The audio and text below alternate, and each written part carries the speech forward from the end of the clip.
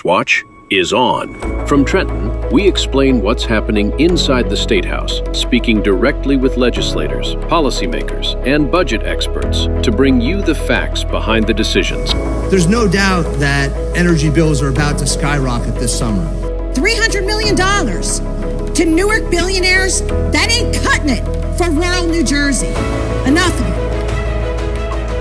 With your hosts, Jack Brangan and Constance Ditzel. So stick around. Here's Jack and Connie. Hi, good evening. It's Constance, and I'm sitting here with Jack Brangan. Hello. So we're going to have an interesting show tonight. Our guest is going to be Audrey Lane, and we're going to tell you why you should care what she has to say. She's my personal guru for the New Jersey state budget, which affects you in very big ways. It's budget season. The budget is due June 30th, and she's going to have something to say about that. Legislators are concerned about end of year, and the majority party adds a lot of last-minute budget items to the budget. Yep. Right. There's so many things going on in New Jersey. You know, you hardly get any time to relax. We know right when Mikey Sherrill was inaugurated, immediately we flipped into a sanctuary state. There were a series of bills that were passed. Then right after that, we changed the way vaccinations will be handled. We pulled away from the CDC in Washington, and now, the vaccination schedule will be determined by the New Jersey Department of Health. And now the mother load here with the budget. Okay, this is coming up. As Constance said, we're down to the last couple of days, and our budget has been growing quite a bit over the years. I think one of the simple benchmarks, and we'll probably get into this, is during the Phil Murphy years, those 8 years, the budget increased $20 billion. And I don't think anyone feels that $20 billion.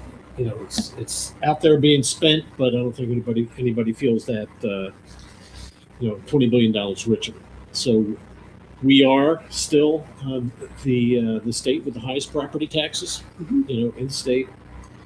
And the worst thing about that is that last year we were the highest, and the year before that we were the highest property taxes in the state. In fact, we've been the highest property taxes in the country, I should say, for the past 15 years.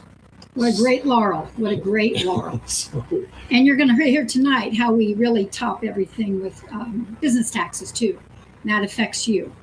That affects all of us, the corporate taxes. Yeah, so you start to wonder whether, we've had basically the same party that's been in power. You wonder whether they're on our side, meaning the side of the taxpayers.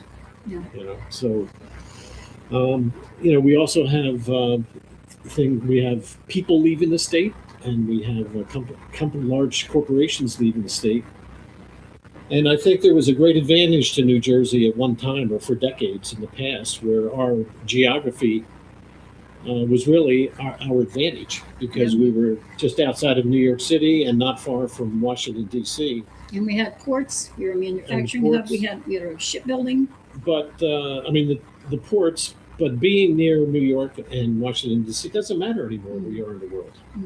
When I was working, we worked every day with people in Hyderabad, India. So where you sit really doesn't matter anymore. So I think if we're sitting in the state with the highest corporate tax, why not move to Florida or another state, or right next door to Pennsylvania? They have a plan to lower their corporate tax 1% every year over the next 5 years. So New Jersey really needs to make some changes, and Audrey Lane is going to be here to explain this a lot better than we can, and maybe how do we, what the path is coming out of the woods here. So, Mr. Producer, why don't we bring up the first video there? Yeah. And we'll show Audrey. The corporate business tax, which continues to be a problem in New Jersey.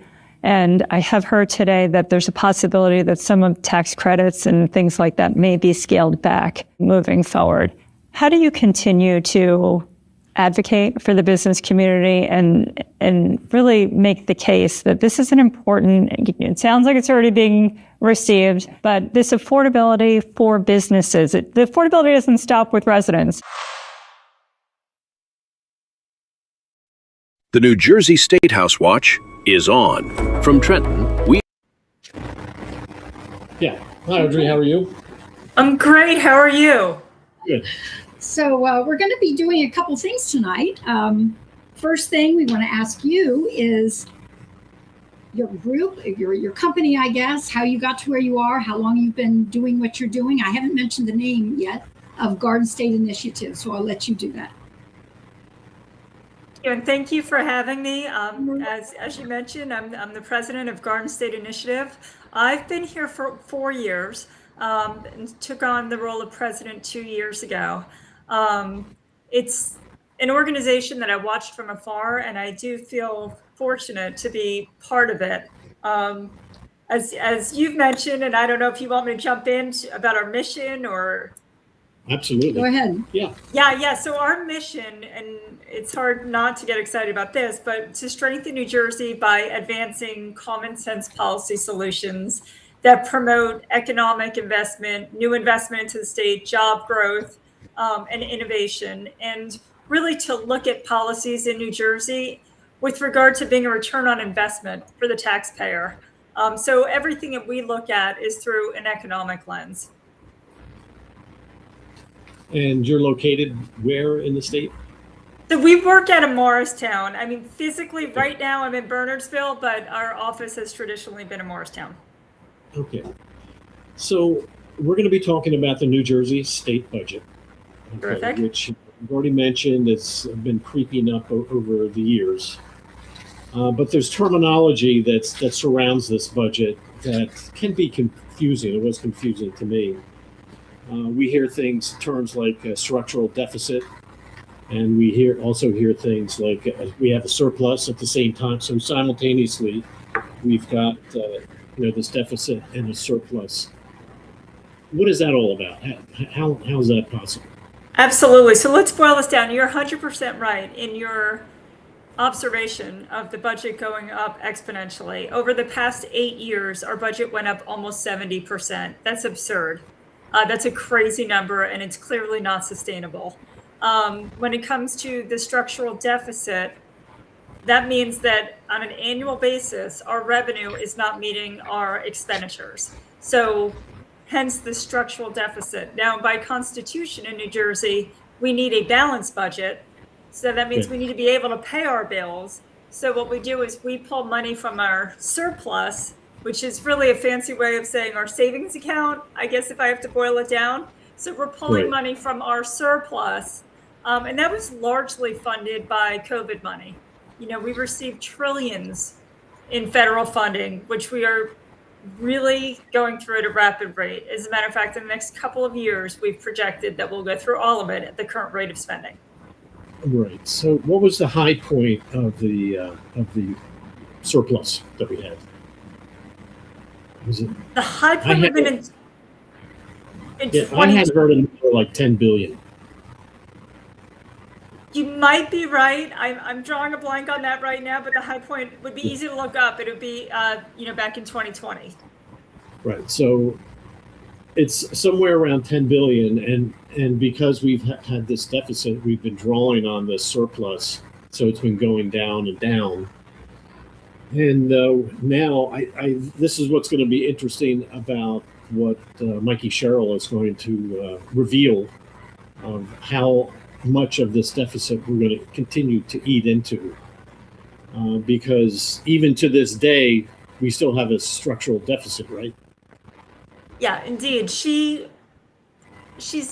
reduced the amount of the structural deficit, so that's on the positive, but there is still a structural deficit, and her budget as presented is $60.7 billion.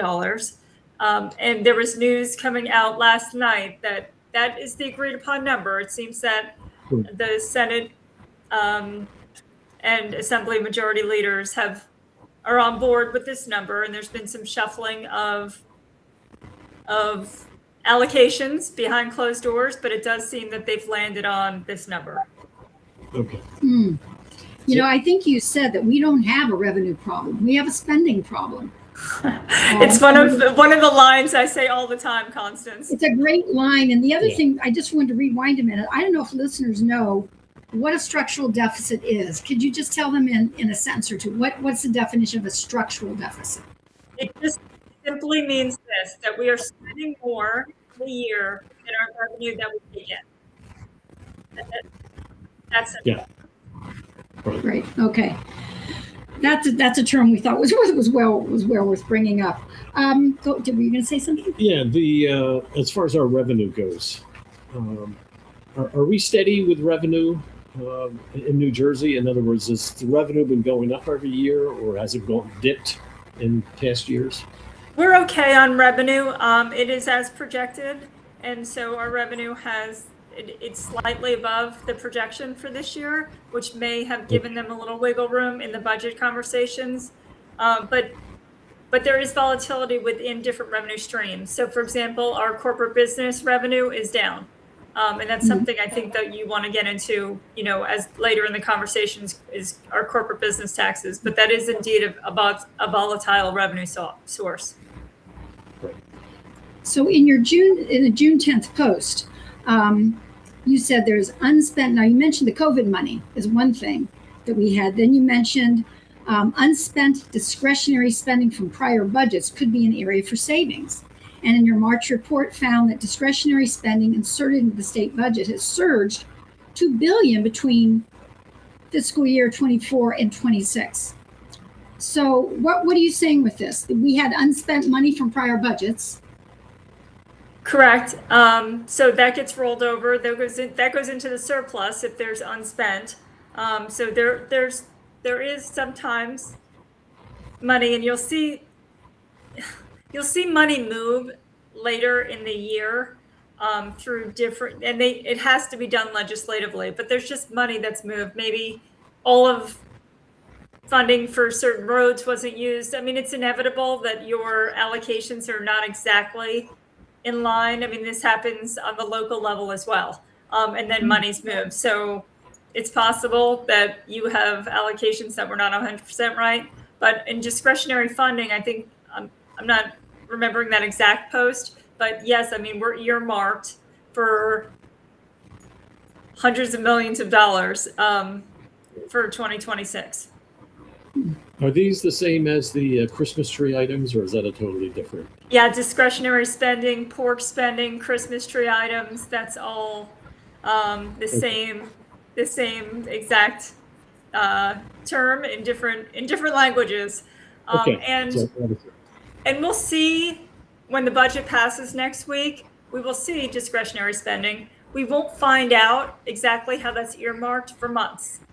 And there has been some legislation proposed, actually on both sides of the aisle, to shed light on that, so that we know who proposed the spending and when and how much. So in the process, when do we see the budget, her proposed budget? When will you see it? When do the legislators see it? Who's in the back room with? That is the $1 million question. And actually it's the billions of dollars question, right? So who has seen it now? Obviously the governor's team. And then there are people behind closed doors that have seen the budget. Leadership, the majority party leadership has seen. But I could tell you, in speaking with members on the budget committees, that not everyone in the budget committees has seen the budget. To my knowledge, no Republicans have seen it. I could be wrong, but I was in touch, and it seems to be that that's what I'm hearing. So who's seen it? A handful of people.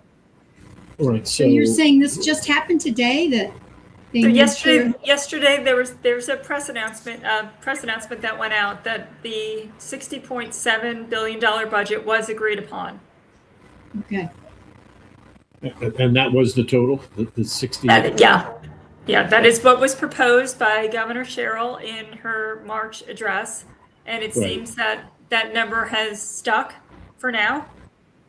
Okay. until they vote on it. But if you're looking at history, past history over the last several years, the legislators will not see that budget until a couple of hours before they need to vote on it. And it is hundreds of pages.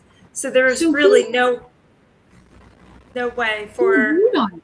When you say they agreed on it, who's they? Who agreed on it if the legislators haven't seen it? Majority leadership. So Okay. Senator Scutari and Speaker Coughlin and their teams, and probably a couple of others. I really don't know, but I do know, and that they will have been in meetings with the governor and her staff, whoever she chooses to be in those meetings as well. Okay. I mean, heaven forbid citizens see it. I mean, it's one thing. I have gone to. See it. I'm sorry. I have gone to Trenton for those late night meetings, and it's frustrating because even if you're in Trenton, those late nights, you're not going to see that budget. It will go directly to the staff and the legislators who vote on it, and they will not have had time to go through it. And yeah, I've been there, and I still can't see it. So, and I know the press has been also very critical of this, and they have not received even a term sheet of it, or any more information than members of the staff. So this has been an issue, and it is why at Garden State Initiative we launched njbudget.com, particularly to begin to put some transparency, particularly around this discretionary and pork spending. Yeah, I would recommend people watching this to go to njbudget.com. That's really a nice website in terms of simplifying where all this money goes. So you can look up right to your own county and find out allocations to the county, where I think Camden County got $50 million or something. And, when I look at that $50 million, I see things like roads and pipes, which I like, the infrastructure. Certain things, I'm just, it looks like a black hole, $1 million going to some fund somewhere that'll do something in the county. And you really wonder who's watching this money, where is the oversight, where's the audit? I mean, maybe there's something there, but. Well, why don't we jump to the first area that people do identify with these black holes? One thing people do identify with very much is schools. Yeah. School funding. So are we ready to jump to the different categories? Absolutely. School funding, big deal. In fact, the governor's already stated that I think the quote was, "I know it's a ton of money, but they're not going to work on changing it for 26, 27. And yet, people have had teacher layoffs. Cherry Hill had 72 layoffs. Yeah. My town lost a school. It's just been outrageous. So tell us a little bit about the school funding formula. So we did a report that we released late last year on the school funding formula, and really started to highlight some of the issues with it. Again, you're going to hear me say this a lot, but there is a lack of transparency in the school funding formula, and there's also the funding amounts are released very late in the budget process for towns to respond. So as towns need to allocate money for school districts, they're not really sure how much they're going to receive from the state. There's some recommendations that we made because there's a disparity in the allocation of school funding to different types of school districts. So urban areas are getting a lot of funding, and it's needed. However, there are a lot of areas that are not urban that are missing the boat here because they may or may not have the availability to bring in more rateables or bring in more tax paying entities, because either they don't have buildable land, and part of that has to do with the Highlands Act. So there's protected land. They can't build more to make more rateables, so they can't earn more money to put into the school district, while the school funding formula assumes that they could. And so I'm trying to simplify this as much as possible, is that a lot of these districts are kind of handcuffed in their ability to provide more revenue. So the Highlands, there's I know the Highlands, and then down in South Jersey, it's the Pinelands. Right. They're not able to build houses, so therefore families don't move in, so therefore there's no property taxes generated, and they're not allowed to build. So they are handcuffed at a certain number of homes. And while there's a structure behind the school funding formula, there are a lot of kind of add-ons, if you will, that are not easily seen or able to, we can't project for them. So we don't know really how this final number comes to some of the school district. There's a local fair share, you'll hear the LFS, and that is what the state assumes, and this is really what we're talking about here. The state assumes that a municipality or a school district can earn on its own. And oftentimes that number is just, it's not realistic due to a property tax cap and or this idea that it's not buildable land for, or, you know, for either new homes or for corporate revenue. Yeah, I know the Abbott school districts that was a court decision, you know, so that Yep. this is it's already left. That takes, you know, maybe 40% of the total school budget, and I don't know, maybe another 5% or something like that of the entire state budget. I'm not sure what the number is. And but- yet some of them are struggling. Yeah. Camden has like a $91 million deficit, Right. and they're part of the top 10 schools that get the most funding. And their funding is manned by the state, by the way, in Camden. The other interesting fact is there really is no correlation between the spending and performance in school districts. So, you know, this idea that the higher the funding into the school, this will lead to a better performance. It's actually, there's no correlation whatsoever. Sometimes it goes in the opposite direction. But there are 22 school districts that receive over 50% of this funding. And if you don't fall into there, I mean, that in itself is a telling number. Yeah, and I don't think anyone is looking to shortchange any of these districts, but there has to be some progress shown, you know, in test scores and that sort of thing. I'm Because sure. I don't think, it's also in the state constitution, I don't think funding one district cannot, on the other hand, hurt another district. I think there's some sort of, and I'm not sure that that's not happening now. I know Tom's River, you know, they're actually selling buildings, I think, to, you know, try to close the gap. And there are school districts trying to do all sorts of creative things. There are school districts up by me that are starting to charge student athletes to participate in sports programs so that they don't have to cut them. A couple of years ago, I'm sure many of your listeners have heard about the brouhaha in Newark because there was a party thrown at the end of the year that was over tens of thousands of dollars. So they can't spend the money enough. They're throwing parties for themselves where you have other districts that are, you know, shutting down buildings and cutting programs. So clearly an adjustment needs to be made. There needs to be transparency so that school districts and local municipalities can plan.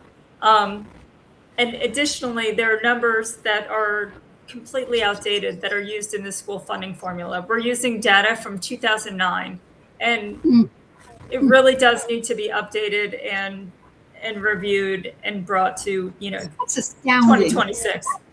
That's astounding that our governor is sitting there. Well, it's a lot of money. We really can't deal with that yet. We're going to let it go for 26 and 27, and they're working from 2009 data. The good news is that her staff has indicated that it is on the agenda.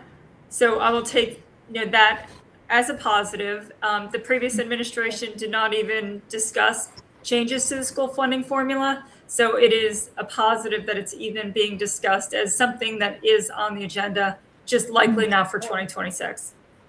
Okay. There's another fun topic. You want to bring it up? There's plenty. Tax credits is one. Oh, okay. Yeah, I was going to corporate taxes, but yes, tax credits.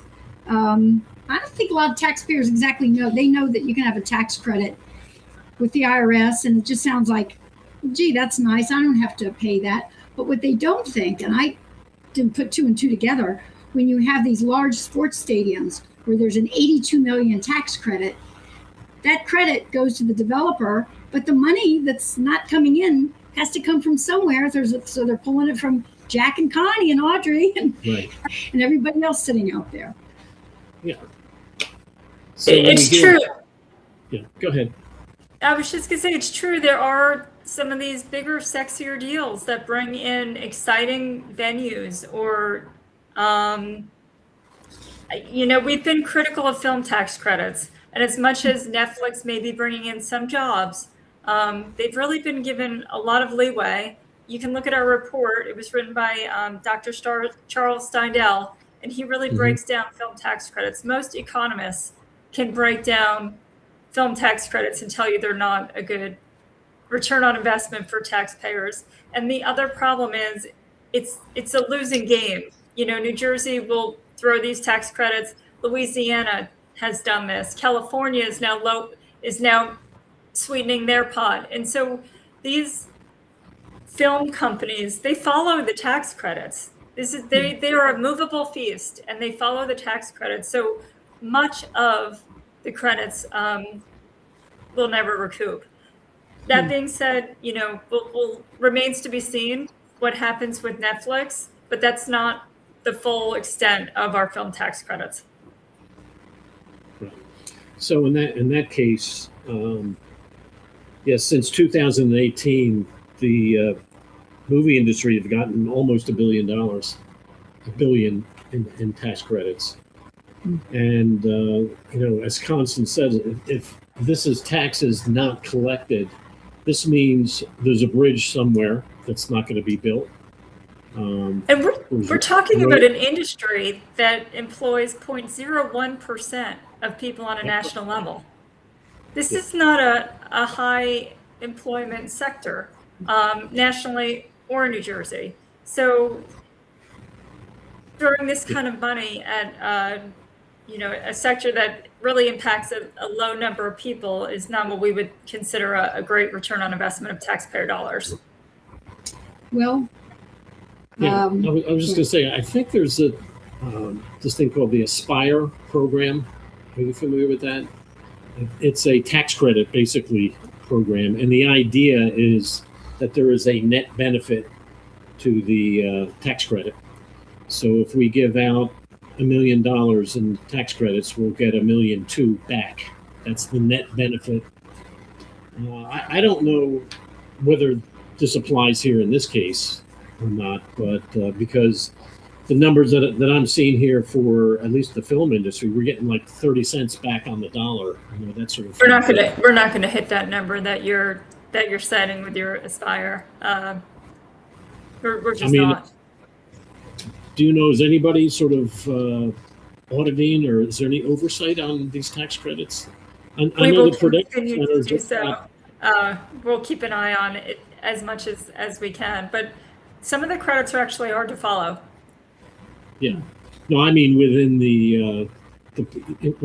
Mikey Sherrill's organization, is there an organization that follows, the net benefit of tax credits?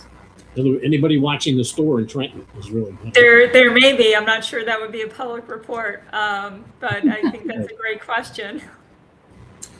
Yeah. Well, one of the biggest things with business, we can't not mention this, the corporate tax issue. Corporate taxes, how they affect taxpayers, and what's happening with our big business lately. I'll let you talk about that. We could all talk about it a little, but oh goodness. Well, I can tell you this. We have a group of interns this year at GSI, and it's a fantastic group. But whenever they start to bring up the corporate business tax, they know I'm going to get on my soapbox about this. And they gave a little presentation on it today. Listen, we have the highest corporate business tax in the nation. We have lost at this point about 30% of our Fortune 500 companies. Most recently, Samsung took off, as did Exxon, just within the since March. This is a big deal, and why should we care? Just the three of us talking and having this conversation. Why should we talk about a corporate tax? From the outset, it looks like that would be something over here, something people are talking about, corporations. It's a whole different world, but it does impact us. First of all, it impacts jobs. It impacts the cost of goods and services in our state. Do you think that corporations are just going to eat that extra 3% of a corporate tax? Of course not. They're just going to pass it on. There's this old saying, right, that corporations don't pay taxes. People do. And no matter how high those taxes go, they're going to be passed along. And so corporate business tax is something that I've been passionate about. We released a report by Dr. Laffer a couple of years ago. He did great work, and you know, of course, he's famous for the Laffer curve. At which point there's a tax threshold, and you lose revenue. We looked at states like Indiana, Pennsylvania, North Carolina, Iowa, and as they intentionally step down their corporate business tax, the revenue goes up. It's a misnomer that if you increase the tax rate, you will get more money. It's actually the converse is true. And if we look at the data, you will find that it's an intentional step down with guardrails. And Pennsylvania was smart enough to use their COVID money as their guardrails, and we should have done the same. But if you look at that, you'll see that eventually the revenue goes up. And you can watch, I mean, North Carolina is a brilliant study in how to adjust corporate taxes and make a state business friendly. And it's a state that's thriving. It's a state that is bringing in young workers and employers and corporations and manufacturing and innovation. And, you know, it's something we can watch. The good news is that we can replicate these policies. They're all here in front of us. We just have to embrace it and, you know, hopefully get others on board to begin to make some of these changes. Yeah, so is North Carolina reducing theirs over time? Is that just like Absolutely. And their goal is to bring it down, you know, as low as possible. And Johnson & Johnson has already put a plant there, a $2 billion plant there. They're investing in Florida, North Carolina. Like you said, they're still headquartered here. But who knows, maybe this is a slow move out. Budweiser, you know, your favorite beer at the shore, not mine, I don't like Budweiser, but they're pulling out of Newark, I think. They've been there 75 years, Anheuser-Busch. We have this saying, you know, a lot of companies, they may maintain presence here, and we certainly have a long history with Johnson & Johnson, New Jersey, but they're quietly quitting New Jersey, and they're going elsewhere, and they're growing in other states that are more conducive to their business models. Yeah. Oh, wow. Yeah, I have a quote here from Rush Limbaugh. Oh, okay. Hear it. This is, to me, this hits the nail on the head. When Americans have money in their pocket, they can spend and can spend it. That's when capitalism thrives. It's not the government spending money that creates jobs. It's people buying goods and services. And that's really what we have to do. We cannot tax our way out of these problems.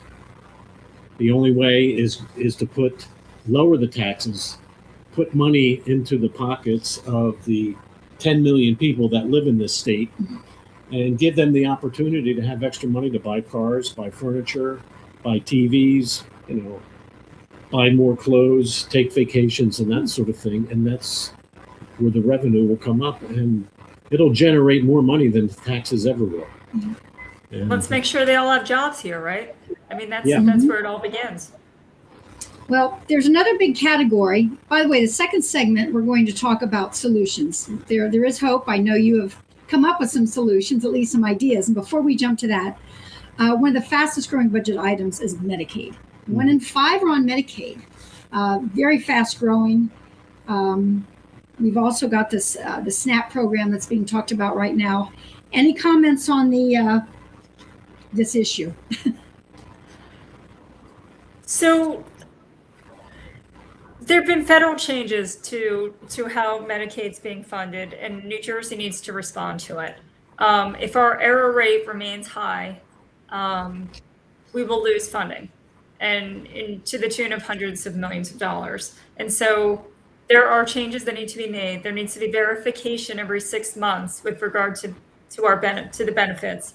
And just so that everyone understands, Medicaid and SNAP benefits are a joint are jointly funded by the federal government and the state government. So that's, certainly something to keep in mind.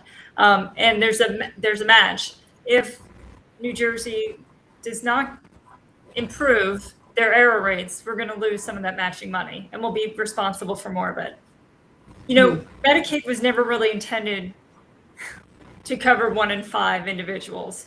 It was intended as a backstop, and the fact that it's being used at this level is concerning in itself. So it's certainly something we need to keep an eye on. And I've been facilitating conversations with staff in Trenton. So there are adjustments to be made, and there are ways to make sure that we're getting up to speed, but it has to be a priority. Yeah. So Medicaid's $24 billion, 14 comes from the federal, and about 10 from New Jersey taxpayers. So kind of a 60-40, it looks like. Yeah. So, I don't know the number of people on it, but it covers all children, whether they're documented or not. So, which I think, you have to do. But what happens, it's just going to start continue growing. So, and some of the other changes that are being made is there will now be this work requirement, right, for 80 hours a month. And that work requirement can be met by either part-time employment or hopefully, full-time employment, but employment, taking classes and or training, and volunteer work also counts. So there just needs to be some buy-in. And I think, that was an addition that was largely bipartisan. There was a lot of agreement that would be, a good addition to the program. A couple of other changes that happened with SNAP is the age increased from 54 to 64 years old for those benefits. So that will change, the math a little bit there. And these changes will roll out through 2034. I just made a few notes of this, and the work rules are now implemented they now are included for parents of minors ages 14 and up. So that's something that's a little bit different. And it now includes veterans, those who are possibly in a homeless situation, and or those who had formerly been in foster care. So those are new additions that are now being considered. Yeah. Well, I think we want to talk about solutions or the way out, but we'll take a break first and stick around because you might want to hear some of their models that are out there, some of their ideas our guest has as to how we can go fish our way out. So we'll be right back. America's Pulse Network. The mainstream media is bought and paid for. The truth is twisted to fit their agenda. But America is waking up because podcasts are the future for trusted media. Welcome to the America's Pulse Network. It is a network built by patriots that upholds the Constitution. The America's Pulse Network stands for God, truth, and the America First movement. There is no corporate propaganda, no government spin, just real news, real talk, and real voices fighting for faith, freedom, and the future of this great nation with common sense. Here are some of America's Pulse Network podcasts. Alexandra Levine Live, hosted by Alexandra Levine. Jersey Shore Podcast, hosted by Damon Galdo. The Conservative Corner, hosted by Seth Eisenberg. APN's The Pulse, hosted by Alexandra, Damon, Elena, and Seth. So tune into America's Pulse Network on the following social media platforms: X/Twitter, Rumble, Truth Social, Parler, Facebook, and YouTube. Join the revolution. Because the pulse of America beats for God and country. America's Pulse Network is for faith, family, freedom, and truth.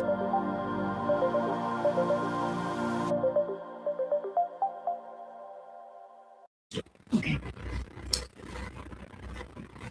So we are back, and do we still have Audrey? You with us? We have our guest, Damon. Yeah, there she is. There she is. So, in terms of solutions, one thing, we haven't talked about the teacher pension yet. And yeah, I know this is a defined benefit, and I know you had at least one podcast with a couple of actuarial folks that were excellent and painted a picture of an alternative defined contribution that really looked very attractive, much better deal than the current pension. This was an interesting report, and actually we started working on it, and then as I was doing some research, I saw that Governor Murphy at one point had put together a task force to combat the teacher shortage that we were facing after COVID. And there were about 30 recommendations by that task force, one of which was to reimagine the pension. And so we were not alone in thinking that this was a deterrent for new teachers. And in fact, young teachers are deterred by the fact that a large part of compensation is built into a very long runway of 25 plus year buy-in, and young people don't want that anymore. We've been discussing the fact that given tax situations, jobs are much more mobile now than they used to be. This generation of young people will move much more than every generation prior, and so the fact that teachers could begin with a compensation package where their pension or their retirement savings is their money, and it's portable and it's flexible and they have ownership of it, as opposed to having to buy in and be in the same place for 25 years. And really it's a great solution, and the private sector figured this out decades ago. And in the end, there's no difference in the payout for the teacher. Right.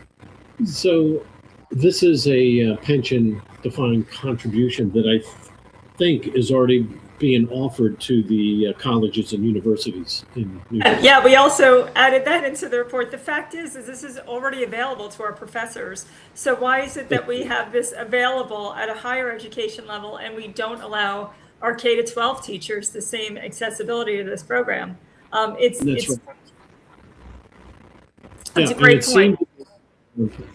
The Cadillac version of this type of program now, they did, here's an example that they gave. If you have a young teacher that leaves after 7 years, let's say they move to another town, and under the current pension, first of all, they contribute more for those 7 years. It's like 7.5% or something like that. Right. They won't leave with what they put in, but if they were on this other plan, they will leave not only with what they put in, but what the state put in as well. So they own that whole package. So in the example they gave, after 7 years, this young person, if they had the standard pension, they would leave with $30,000. If they had the new plan, it was like $66,000. It was almost a little bit more than double, or just about double, because the contributions are personal, and the state, under this current plan, if you leave, you get your money, but with the new plan, you get everything. You get whatever the state put in, or your employer, I should say. And this solution really is a win-win. It's a win as a recruitment tool for new and talented teachers who would be deterred by the former program, and it's also a win for the state in the long run. In the very short term, it's a little bit of a glitch of catch up because there is a little bit more investment by the state, but it quickly turns in favor of the state. And we really do need to start making changes to our structural policies for the long term. These policies, these pensions that are hanging over our budget, also health plans, we need to reimagine those. And it's not that we don't want to give our employees in our state wonderful benefits. Of course we do. But there are ways to make adjustments that are a win. So while we're on While we're on the subject, did you have a comment to that? It's going Well, to change or flip. Yeah, with the pensions, it just so happens that New Jersey has the lowest funded pension in the entire country. Really? We only it only covers 40 cents of every dollar. So, if somebody's getting $1,000, a month, let's just say, the pension is only taking care of $400 of that. But aren't the salaries So, here pretty good in New Jersey? well, that means the other 600 has to come from the taxpayer. Mm. This is the $9 billion that they put down, that they plunk down on the pension Right. every year, because the pension only sustains $400. After that, it's broke, so it's got to go to the taxpayer. But others would argue we have some of the best teaching salaries in the country. So I- we're starting at a point of higher salaries. And we're not even proposing that we make any changes to pensions for existing teachers. We're just saying that when new teachers come on board, let's start rolling this out. Teachers who have been hired, they have their deal. They have their contract. That's how they signed in. But why are we not looking toward the future here? Yeah. Right. So we're willing to pay them a salary, but we're not making best sense of how to retain them. And how That's to right. I mean, move for the forward. current one, I think it's a greater number of years before you're vested. Mhm. With this new plan, you're vested within 5 years or 4 years, something like that. So if you leave with the whole package. It's your money. You're investing it. So while we're still on, let's stick with schools for a moment, because we touched on some of the things we can do about the school funding formula. We'll stick with schools a bit, because you had like 5 points that I wrote down, and you mentioned one of them. You're talking about the caps. Preserve the 2% property tax cap to protect the homeowners. Anyone listening, if you're a homeowner, you probably want that 2% protected, right? There were 5 points there I could rattle off, but you might want to mention some of them. For our school funding To fix formula? that formula, to make that. Well, one is to improve transparency. One is to keep the caps. Gosh, you're testing me. This was a report we released last fall, but Well, you had a great report, and you put in there, give the districts at least 60 days notice of the aid decisions, so that they can absolutely. have time to figure out what to do about it. That's major. These school districts find out the very last minute. Right. Simplify the local fair share calculation. You already mentioned that. Yep. And reevaluate and audit the outdated cost assumption. What does that mean? Yeah, these are all some of the things we had talked about in the previous segment.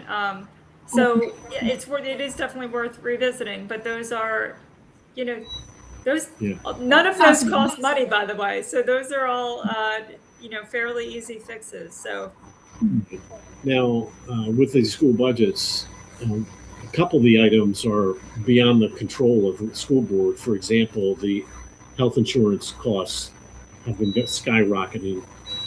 So we've got a couple time bombs here, with the pension being one if we don't do something about it, and the other is the state insurance fund, which I think the deeper you get in on that, the worse it looks. indeed, and it's not something that we've spent a lot of time analyzing, except for to recommend that it be reimagined. Other states have taken a look at this issue and made changes. The only thing I can say is that we can't leave it as is. There have been double-digit increases over the past 3 years, and it's not sustainable.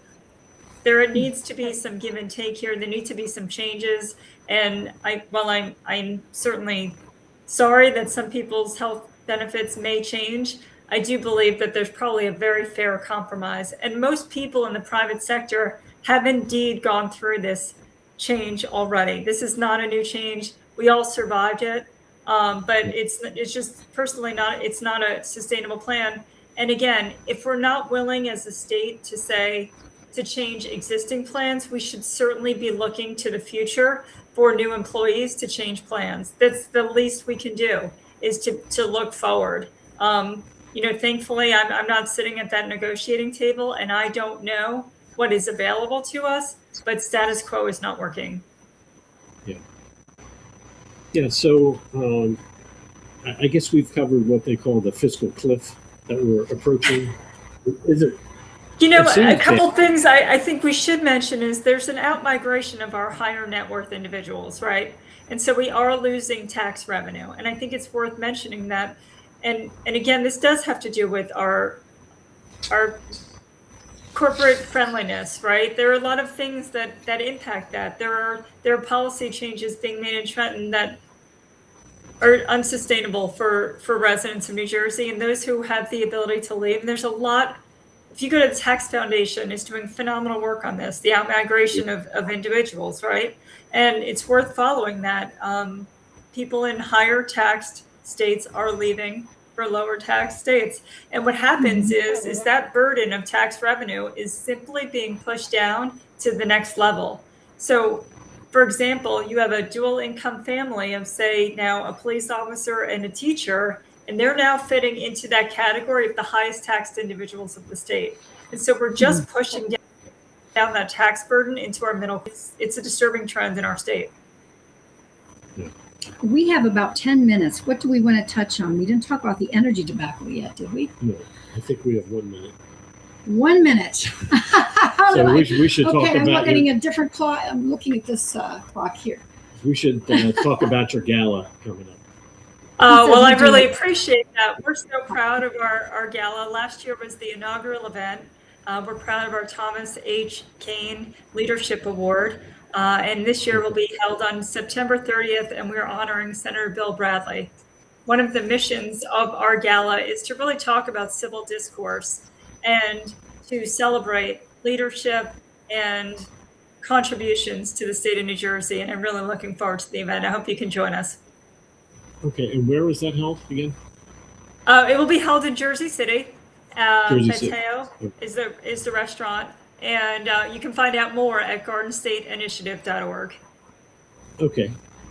And you did mention energy. You've got to have me back on to talk about energy. That can take a whole segment. Okay. Yes. Just this, you mentioned that if we would suspend our participation in the Regional Greenhouse Gas Initiative, that Or could the reduce RGGI, CO2 yes. emissions by nearly 5 million tons, delivered 279 million in direct energy bill savings for consumers, and generate 135 million in state revenue. You don't need to comment on the figures, but what is this Regional Greenhouse Gas Initiative? You know, if I boil it down, it's really a tax for New Jersey energy users.